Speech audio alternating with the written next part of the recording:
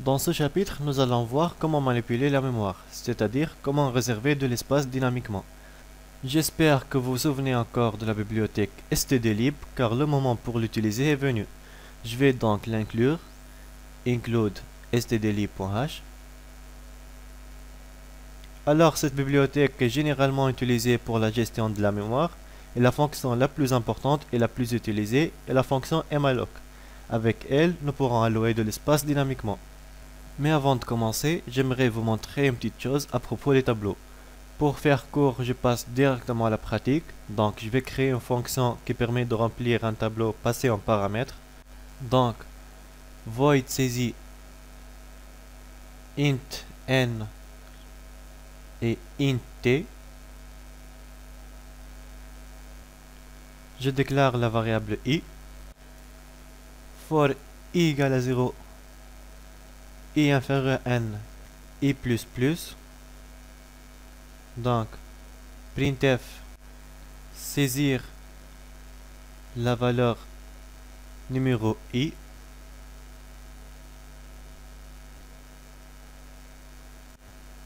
et scanf t de i.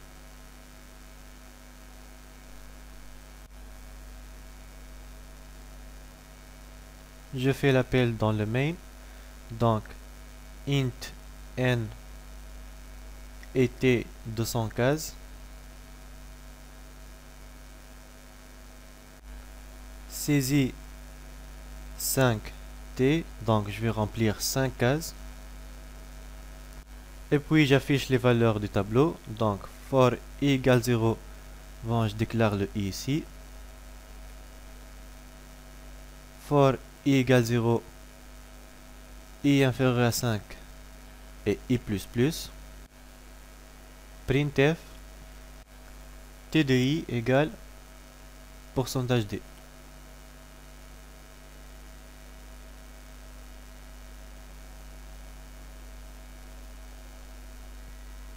Normalement ici le tableau ne va pas être rempli puisqu'il s'agit d'un passage par valeur. C'est le tableau et non pas son adresse qui a été envoyée. Mais si j'exécute,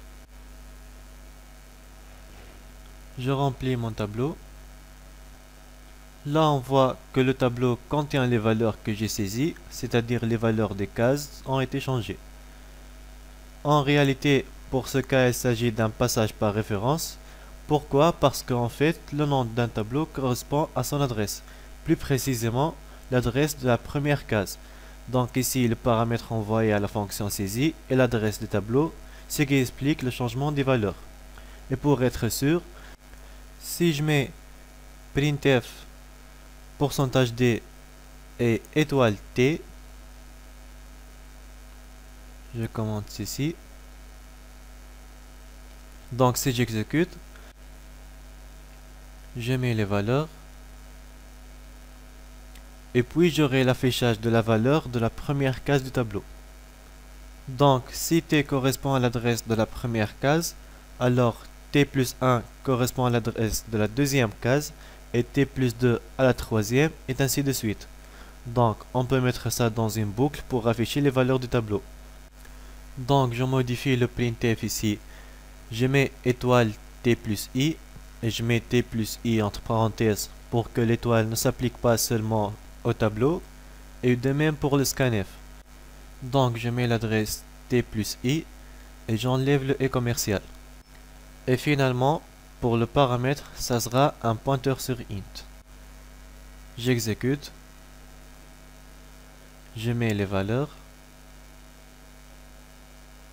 et puis j'aurai l'affichage des valeurs de chaque case du tableau. Ici, j'ai demandé au compilateur de réserver 100 cases, et pourtant je n'ai utilisé que 5. 95 cases déclarées inutilement, donc il nous faut une solution qui permet de réduire la taille utilisée. Certains d'entre vous se disent sûrement pourquoi ne pas déclarer le tableau après la récupération d'une saisie d'utilisateur qui correspond au nombre de cases. Eh bien, ce n'est pas possible, car le compilateur n'accepte pas la taille du tableau autant qu'une variable. C'est-à-dire, si on met t de n, le compilateur ne comprendra pas cette instruction.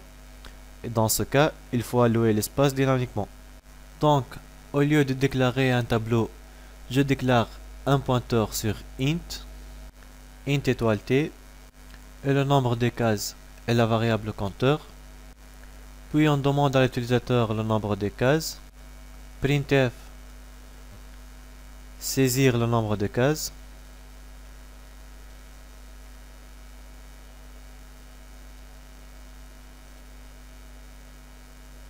Scanf n.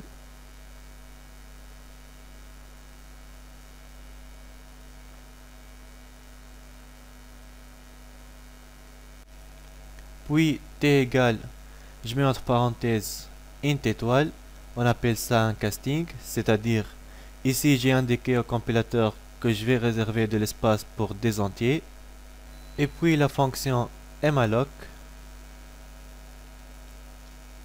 et je mets n fois sizeof int.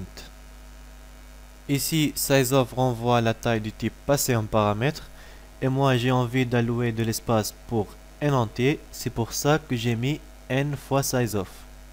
Et puis on teste si l'allocation a marché, car si l'utilisateur demande un espace plus grand que la mémoire de son ordinateur, dans ce cas, il est peu probable que ça marche favorablement. Donc, if t égale à nul, c'est pour dire que le pointeur ne pointe sur rien, c'est avec nul. Si c'est le cas, on affiche un message d'erreur. Printf, une erreur s'est produite.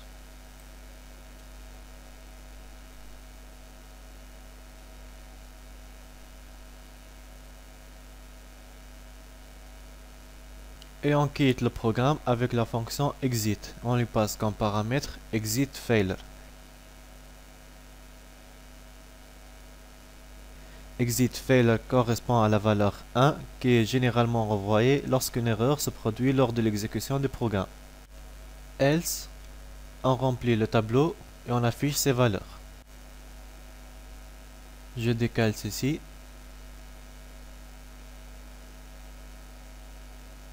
Je modifie le nombre de cases à n.